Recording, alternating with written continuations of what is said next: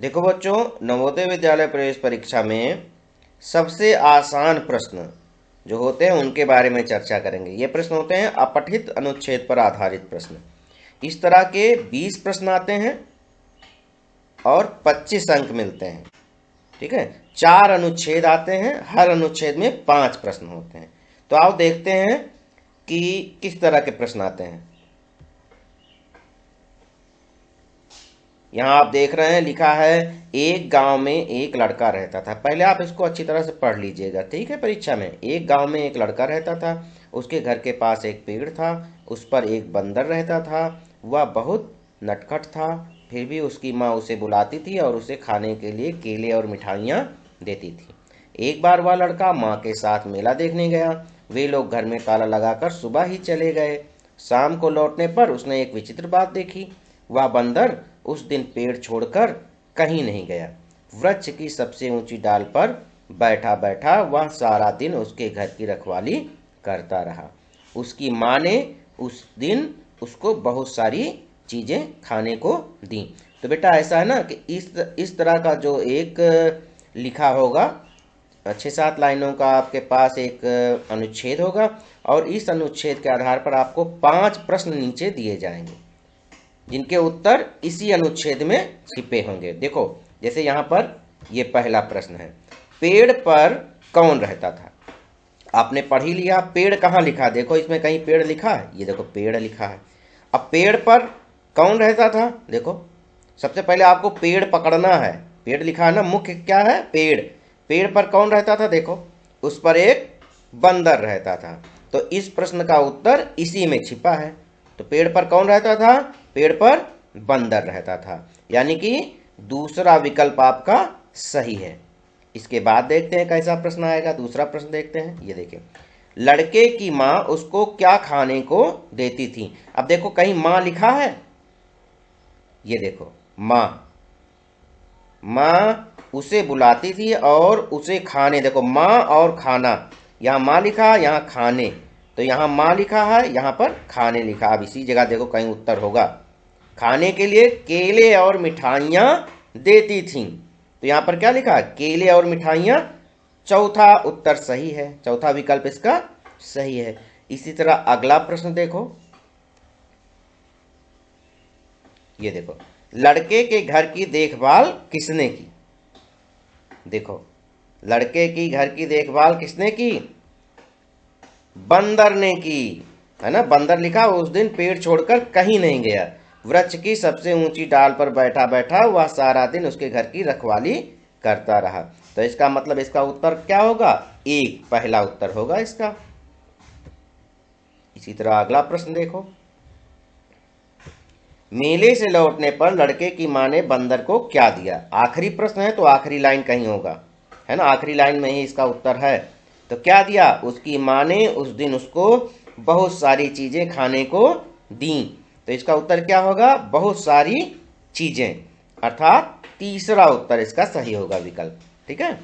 इसी तरह देखो अगला अनुच्छेद आ गया, दूसरा अनुच्छेद आ गया। इसको एक बार पढ़ लेना, आपको जैसे मैंने बताया था, मैं पढ़ूंगा नहीं, आप पढ़ लो धीरे धीरे। इसको पॉज कर लेना वीडियो और पढ़ लेना, ठीक है। पूरा पढ़ लो पहले तुम लोग, फिर इसमें प्रश्न होंगे। 5 प्रश्न आएंगे, मैंने 4-4 प्रश्न दिए हैं, बहुत आसान है। अब देखो प्रश्न कैसे हैं इसके। पहला प्रश्न है, कहानी सुनाने वाले ने बड़ा सा गुब्बारा कहाँ देखा। तो बड़ा सा गुब्बारा, देखो कहाँ लिखा है, बड़ा सा गुब्बारा, मेन चीज यही है ना। तो बड़ा सा गुब्बारा यहां लिखा है। अब कहाँ देखा, इसी जगह कहीं देखा होगा। पार्क में हमें एक बड़ा सा गुब्बारा दिखाई पड़ा। तो इसका उत्तर क्या होगा, कहाँ देखा था, पार्क में देखा था। तो इसका तीसरा विकल्प सही होगा। बहुत आसान होते हैं इस तरह के प्रश्न। अगला प्रश्न देखो, गुब्बारे के बारे में कौन सा कथन सबसे उपयुक्त है। रंग बिरंगा, गर्म हवा का, बड़ा, छोटा, लाल। अब देखो इसी जगह दूसरा प्रश्न है तो पहले प्रश्न के आसपास कहीं होगा। इसे गर्म हवा का गुब्बारा कहा जाता है। तो देखो रंग बिरंगा गर्म हवा का है ना, गर्म हवा का है, तो दूसरा उत्तर इसका दूसरा विकल्प सही होगा।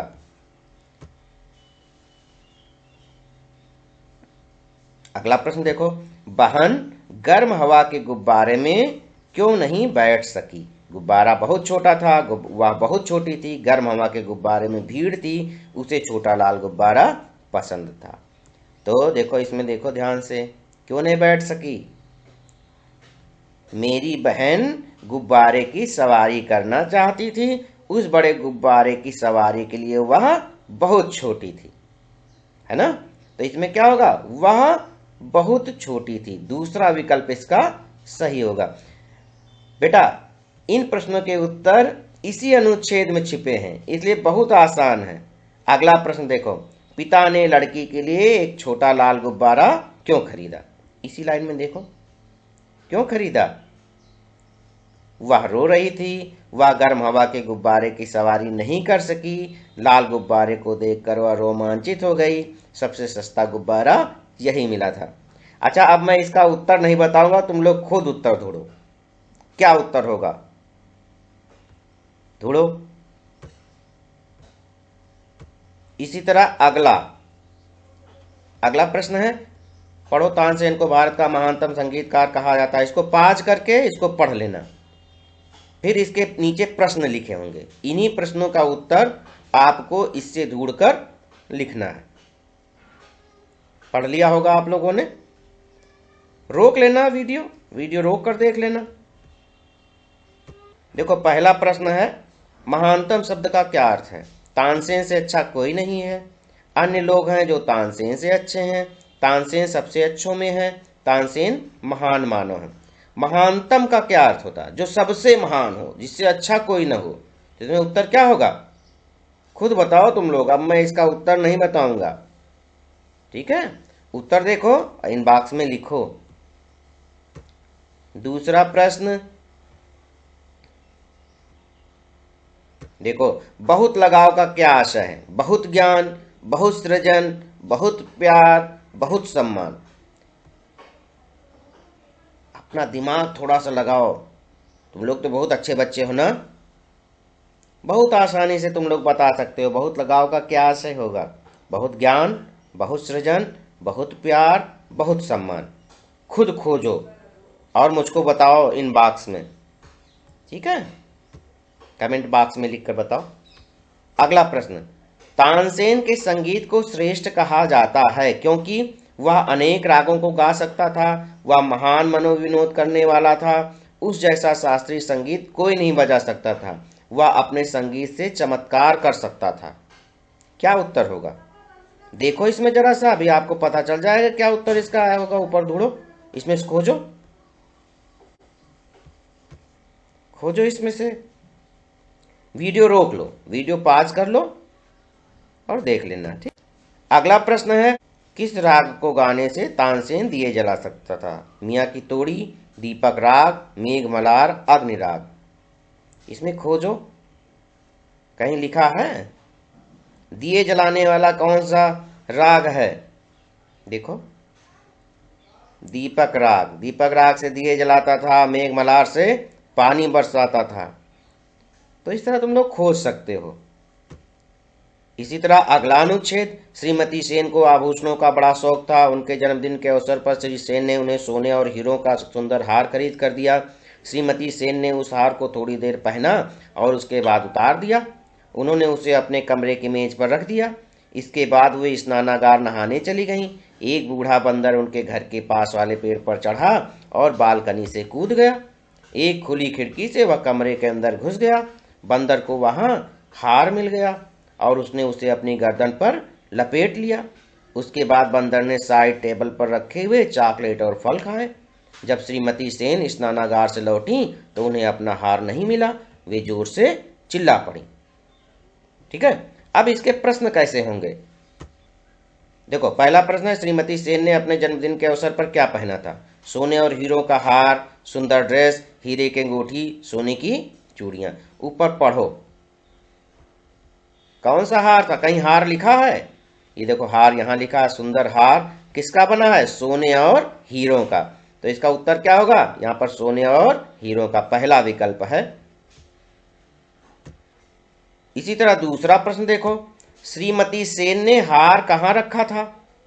स्नानागार में, मेज पर, खिड़की पर, शेल्फ पर। तुम लोगों ने पढ़ ही लिया होगा पहले इसे। कहाँ रखा था? हार जो है कमरे की मेज पर रख दिया था। देखो यहां लिखा मेज पर रख दिया था। उत्तर क्या होगा? दूसरा उत्तर हो जाएगा। इसका दूसरा विकल्प सही होगा। अगला प्रश्न क्या होगा? बंदर कमरे में कैसे घुसा? स्नानागार से, खुले दरवाजे से, छत से, खुली खिड़की से। तो कैसे घुसा? देखो यहीं लिखा होगा, एक बूढ़ा बंदर उनके घर के पास वाले पेड़ पर चढ़ा और बालकनी से कूद गया। एक खुली खिड़की से वह कमरे के अंदर घुस गया। तो कहीं खिड़की लिखा है इसमें? देखो, हाँ, चौथा चौथा सही है, खुली खिड़की से। तो इसका उत्तर क्या होगा? खुली खिड़की से अंदर घुस गया। अगला प्रश्न क्या होगा? श्रीमती सेन के हार का क्या हुआ? श्री सेन उसे ले गए थे या मेज पर रखा था, एक बंदर उसे उठा ले गया था, एक चोर ने उसे चुरा लिया था। तुमने पढ़ा ही, कौन ले गया था? बंदर। बंदर उसे ले गया था ना। तो इसका मतलब तीसरा विकल्प सही है। इस तरह बच्चों आपने देखा कि यह जो प्रश्न है 20 प्रश्न बहुत ही आसान है। सबसे आसान यही 20 प्रश्न है नवोदय विद्यालय प्रवेश परीक्षा में आते हैं। तो इस पर अगर आपने थोड़ी भी मेहनत कर ली और सभी प्रश्न सही कर लिए, उम्मीद है कि आप लोग सभी प्रश्न सही कर भी लोगे, तो आपको 25 अंक पक्का मिल जाएंगे। अब बहुत कम समय लगेगा। इस समय का उपयोग आप जो है गणित के प्रश्न हल करने में और मानसिक अभिरुचि के प्रश्न हल करने में इस समय का उपयोग आप कर सकते हो। बहुत आसान है। किताब उठाइए, जुट जाइए, खुद प्रश्न बनाइए और अपने साथियों से प्रश्नों के उत्तर पूछिए। बहुत मजा आएगा आपको और आप पक्का है नवोदय विद्यालय प्रवेश परीक्षा उत्तीर्ण कर लेंगे। नमस्ते बच्चों।